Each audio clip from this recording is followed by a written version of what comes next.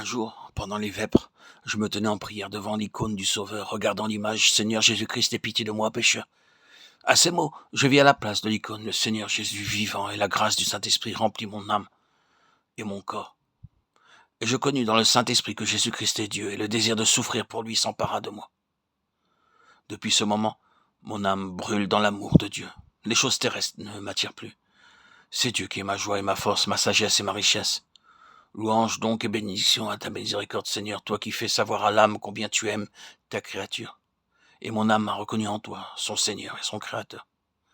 Une fois, je voulais moi aussi accomplir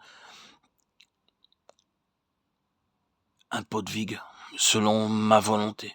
J'étais employé à l'économat du monastère, mais je voulais m'en aller vivre avec d'autres moines. Là, on jeûnait rigoureusement et l'on faisait continuellement maigre, à l'exception du samedi et du dimanche. Peu de personnes s'en allaient près de ces moines à cause de la sévérité de leur vie. Or, à ce moment-là, le père Sérapion était chargé des hôtes. Il ne prenait que du pain et de l'eau. Après lui, ce fut le père Onésiphore, qui, attiré par sa bonté, son humilité et son éloquence, il était si humble et si doux que, simplement en le regardant, on devenait meilleur. Une telle paix émanait de cet homme. J'ai vécu avec lui bien longtemps. Il y avait encore le père Sabin, qui n'avait plus dormi dans un lit depuis 7 ans, et le père Dosithée, un moine parfait à tout égard. Il y avait aussi le père Anatole, un moine du grand habit qui avait le don de la pénitence et, comme il disait, reconnaissait alors seulement l'action de la grâce. Et le père Samuel, à qui apparut la mère de Dieu. Il était très vieux et avait connu saint Séraphin de Sarov.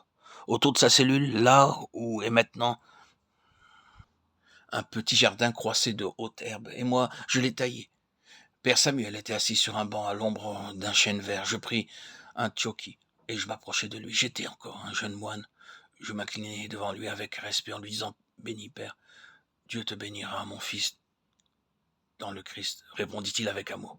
« Voyez, Père, lui dis-je, vous êtes seul ici, et c'est ici qu'on peut vaquer convenablement à la prière spirituelle. » « La prière ne peut être sans la participation de l'esprit, me répondit-il.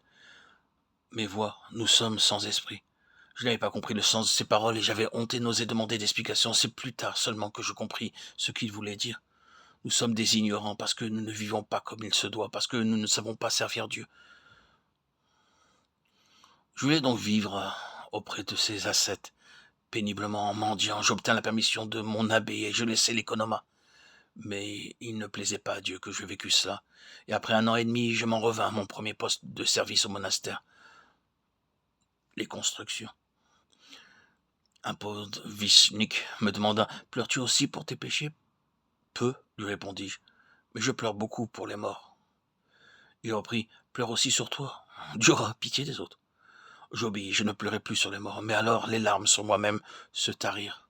Peu de temps après, je pleurai avec un autre podvichnik qui, ayant le don des larmes, contemplait sans cesse la passion de notre Seigneur. Rédempteur et roi de la grâce. Il répandait des flots de larmes jour après jour. Il répondit à ma demande à ce propos. Oh, si c'était possible, j'arracherais tous les hommes à l'enfer, et seulement alors mon âme serait tranquille et joyeuse. Ce disant, il fit un geste de la main, comme pour ramasser des gerbes dans les champs, et voici que les larmes coulaient en abondance sur mon visage. À partir de ce moment, je n'omis plus jamais de prier pour les morts. Les larmes revinrent, et avec elles la prière. Je cherchais souvent le Seigneur à l'heure du besoin, et j'eus toujours une réponse. Nous ne pouvons comprendre cet amour avec notre esprit, mais seulement par la miséricorde divine et la grâce du Saint-Esprit. Peut-être, me dira-t-on, que tout cela n'arrive qu'aux saints. Mais je dis que Dieu aime aussi les grands pécheurs et leur donne sa grâce pour que leur âme abandonne le péché. Le Seigneur les accueille avec joie et les présente au Père.